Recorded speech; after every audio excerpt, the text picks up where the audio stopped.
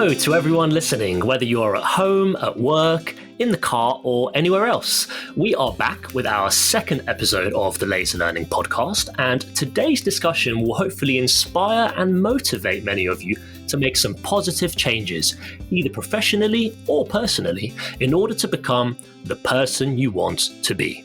Now, I know that sounds like quite a broad statement at the moment, but I'm joined by two very qualified individuals who will help give some context and dive deeper into this topic with me. If you listen to our previous episode, I am once again joined by my colleague Vivette, and we also have with us today Sophie, who is the Short Courses Manager at Laser Learning. Hello everyone, and a really warm welcome to my colleague Sophie. Always a pleasure to chat with you. Hi there, thank you for inviting me to join you today, and it's always a pleasure to chat with you too. Hello to you both. So, Vivette and I were talking off air about a book she's reading called Atomic Habits, and this led to us discussing various ideas which ultimately inspired this episode. Vivette, maybe you could briefly touch upon a few of those. Yes, of course. It's a very interesting book by James Clear, which talks about creating new habits, good ones, that make you the person you want to be. It talks about how to make small but consistent changes and see those lead to remarkable results. He talks also about linking the new things you want to introduce to your life to current things you already love. It got me thinking about my own goals and how I want to bring more CPD, reading and short courses into my week. So I'm looking at what I want to achieve, then creating a plan with very small steps so that I can start introducing a bit of CPD just before walking every day. Walking is my pleasurable activity. If I then associate reading with going for a walk, I have the best opportunity for me to be able to succeed.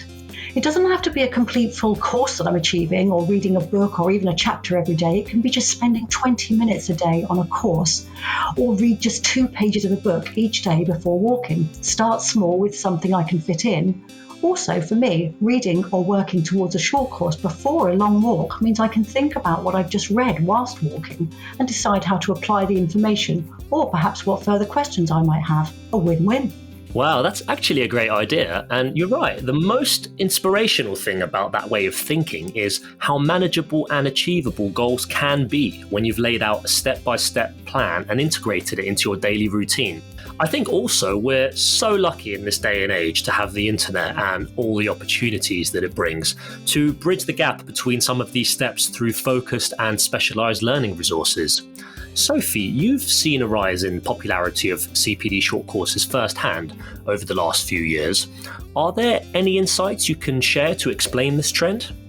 It's been so wonderful to see the popularity of short courses and e-learning in general really increase over the last few years as people become more confident and comfortable with digital technologies. Our courses can be accessed anytime, anywhere, and I think that helps to explain why we've seen such a large increase in usage over the last year in particular. Our learners have realised that you can stay home and stay learning too. Our care courses have really grown in popularity during the pandemic in particular, with learners telling us they're pursuing new careers in the care sector, which is really great to hear. One of our most popular courses in 2020, rather unsurprisingly, was Causes and Spread of Infection. I'm not at all surprised by the most popular course, Sophie. I'm really pleased to see that learning during the pandemic was popular. It has been in many ways such a tough time, but we humans sometimes underestimate our what seems natural desire to thrive and not just survive. People have thought, where will I be when all this uncertainty ends? And without perhaps actually voicing the words, they are deciding to be more than they are now. More knowledgeable, more employable, more focused, and have helped themselves to the available courses to fill in some of their spare time. Clearly, some jobs are going to be lost. We will need to show an employer that we are worth keeping, or perhaps worth hiring. Being self-motivated and achieving during the crisis helps make the whole experience feel less of a crisis. I've completed quite a few of the short courses now, Sophie, and have a certificate file that I really feel I can be proud of. There are plenty more I want to do as well, though.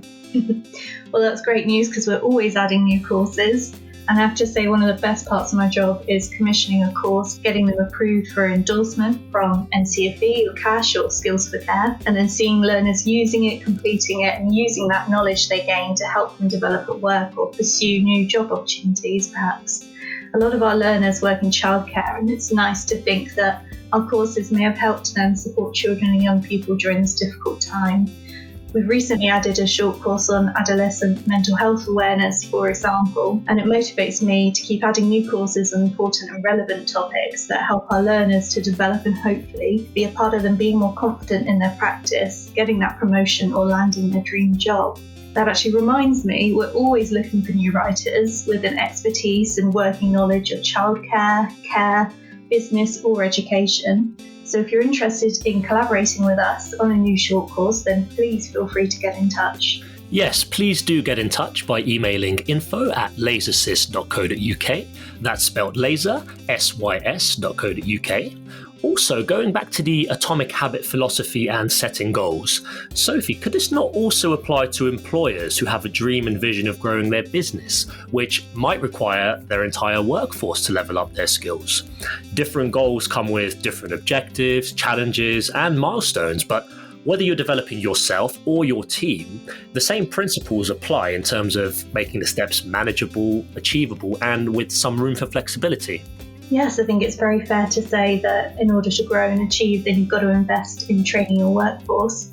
And for businesses looking to upskill and support their employees' CPD, we do offer organisational accounts on the short course site where managers and staff trainers can use their unique login to track staff progress and also assign courses at any time. We offer an unlimited annual subscription to all of our short courses, and it means one of the great benefits of this is that you can have all of your members of staff doing one short course all at the same time, and you can track their progress and keep their certificates in one place too. Sophie, who is it that does the short courses? Is it individuals or is it people told by their employers or managers? Is it young people? Is it more mature people? If I see myself as in the group that does short courses, like for example saying I'm a reader or a music lover, who am I identifying myself with? I'm not into stereotypes particularly, but I am interested to know if there is a typical serial short course taker like me. I think we have a complete variety of different people and organisations using our short courses really, such as young people entering the job market, a small care home, or an international nursery group with lots of settings in different countries. I think what they all have in common is a commitment to professional development. You don't have to be tech savvy to take our short courses as well. We offer 2 free short courses to every new user on digital skills and health and safety using ICT to try and remove some of those barriers people might have put up against online learning and help to build their confidence. Our short course subscription deal can be tailored to any organisation, no matter the size. The priority for us really is to share our courses with as many people as possible and to help employees and employers deliver high quality care and service to their clients, most importantly of all. It's worth noting that some of our courses are compulsory for certain job roles, food safety being one of them. Yes, I suppose the key point is that people are developing themselves to their full potential, and this can be achieved on any scale. Now, in our last podcast episode, we mentioned how learning is a lifelong journey, and it's all fine and well hearing this from people like us who are in the education sector, but I think each of us have looked up to someone at some point in our lives in a different sector and noticed that the person's abilities never stagnated and in fact continued to grow. Yeah, you're right, Vasco. But I often look at young children for inspiration. They just love new things. They fill their day with actions and not just intentions. They know that they cannot do everything yet, so approach something new inquisitively and with expectation and often excitement. I want to cultivate that thirst for knowledge and understanding in my own life.